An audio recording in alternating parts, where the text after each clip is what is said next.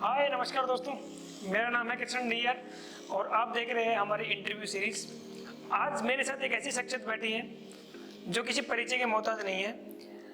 ऐसा कहते हैं कि अगर आप अपने जीवन में कुछ पाना चाहते हैं तो सबसे पहले उसके लिए आपको अपने ऊपर विश्वास करना होगा, और विश्वास करके जो चीज़ें हासिल की जा सकती हैं उसके लिए मैं अगर उसका पर्यायवाची कहूँ तो ये अमित यादव सर मेरे पास बैठे हैं।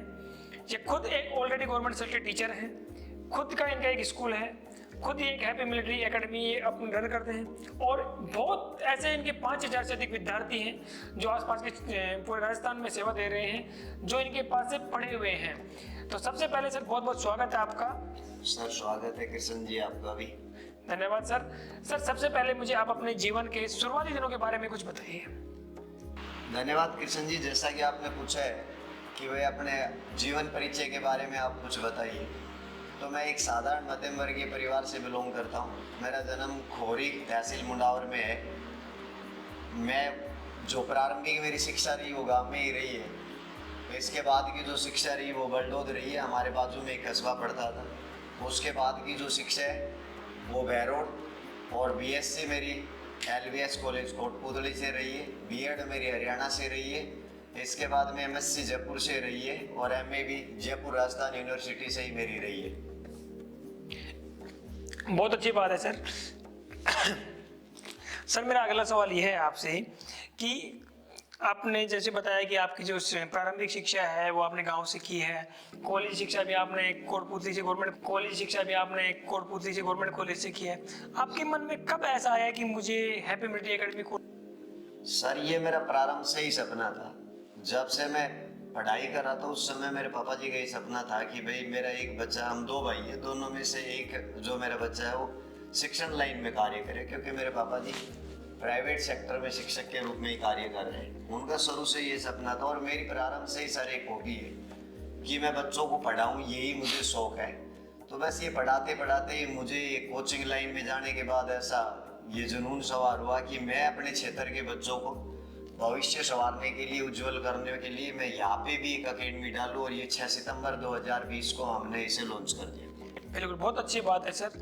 तो आपने एक बताया कि मैं एक एकेडमी लॉन्च करूं, तो आपने वो आपका गांव यहाँ से दूसरी तहसील में है, आपने बहरोड क्षेत्र को ही क्यों चुना?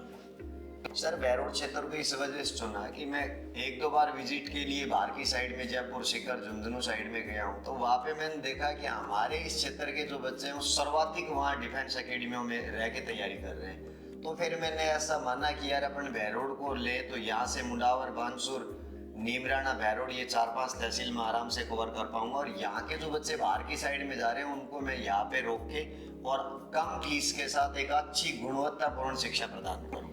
बिल्कुल, बहुत अच्छी बात है सर। सर मुझे अब ये बताइए कि जैसे आपने बताया आपने कोचिंग डाली यहाँ पर, इसमें एक स्कूल भी डाला आपने, आपकी जो कोचिंग में है उसमें आप किन किन चीज़ों की तैयारी आप यहाँ करवाते हैं? सर हमारे इस संस्थान में हम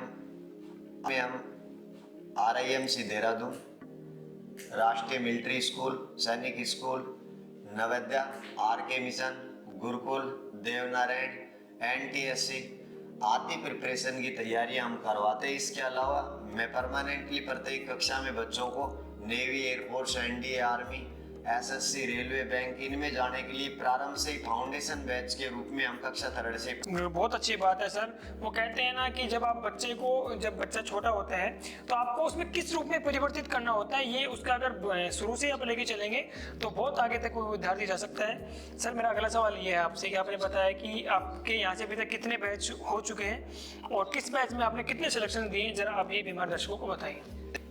सर हमारे प्रथम बैच में 7 बच्चे थे, जिनमें 5 सैनिक में और एक बच्चा मेरा राष्ट्रीय मिलिट्री स्कूल अजमेर सेलेक्ट हुआ।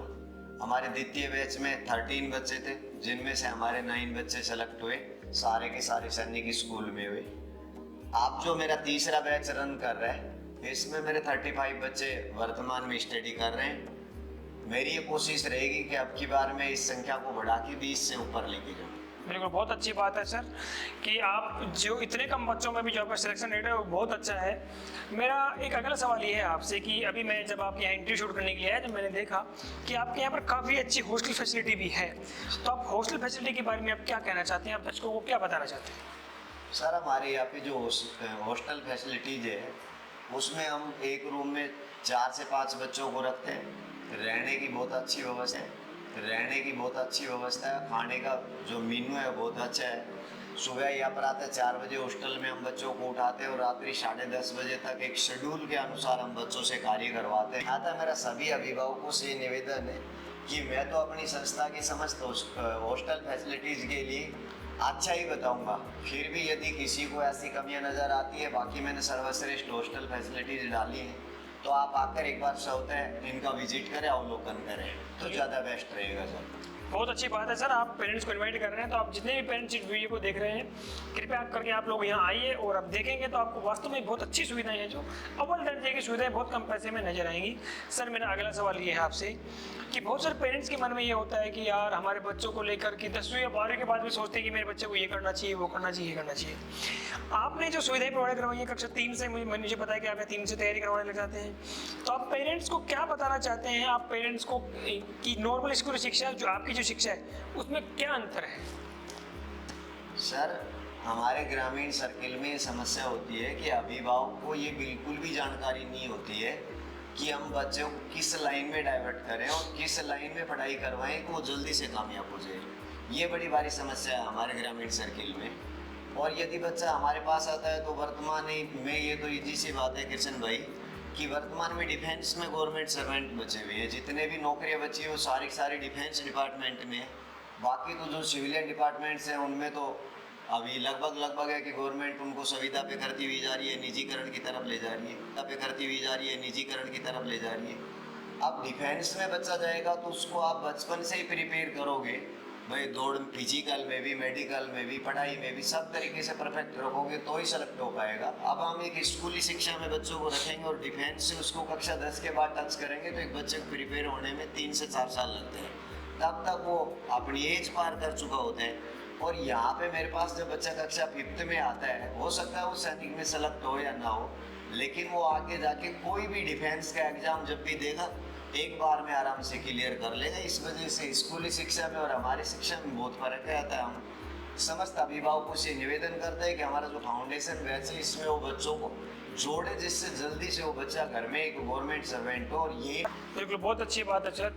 जब आप पेरेंट्स को ये बता रहे हैं तो आप ऐसी क्या क्या सुविधाएं हैप्पी मिलिट्री एकेडमी के अंदर हैं जिससे पेरेंट्स को ये लगे कि हाँ भाई मेरा बच्चा मैं अपने पास से दूर भेज रहा हूँ तो वहाँ जाकर वो अच्छे से रह सकेगा और उसको कोई समस्याओं का सामना नहीं करना पड़ेगा?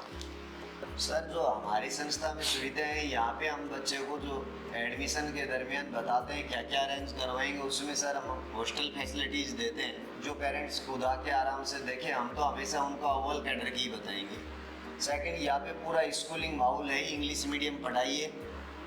इससे भी जो बेस्ट है ना, आज वर्तमान में ग्रामीण सर्किल में जो कल्चर है वो बिल्कुल ख़राब हो गया है। हमारी संस्कृति भूल गए हैं बच्चे युवा, क्योंकि हमारे ग्रामीण सर्किल में बच्चे रहते हैं और इनको इंग्लिश मीडियम स्कूलों में भयंकर तरीके से लूटा जा रहा है। और नए वहाँ पे इंग्लिश मीडियम पढ़ाई करवाई जा रही है फुल्ली। वहाँ पे जो पढ़ाने वाले टीचर हैं वो भी अभी 90% स्कूल ऐसे जो हिंदी में ही पढ़ा रहे हैं, बस बुकें इंग्लिश की दे रहे हैं। अब ग्रामीण सर्किल में बच्चा रहता है तो हमारी तो मातृभाषा ही चलती है, वहाँ पे वो बच्चा कुछ नहीं सीख पा रहा है। तो मेरा यहाँ पे जो लाने का और बच्चे को एडमिशन करवाने का मूल ध्येय है कि यहाँ पे वो रहे, अपने भविष्य के बारे में वो बचपन से ही सचेत रहे कि मुझे किस लाइन में डाइवर्ट होके कैसे काम करना। बहुत अच्छी बात है सर, आपके लिए जो इतनी अच्छी सुविधाएं प्रोवाइड करवा पा रहे हैं लोगों को, ये बहुत गांव जैसे क्षेत्र में ये भी बहुत ही काबिल तारीफ है।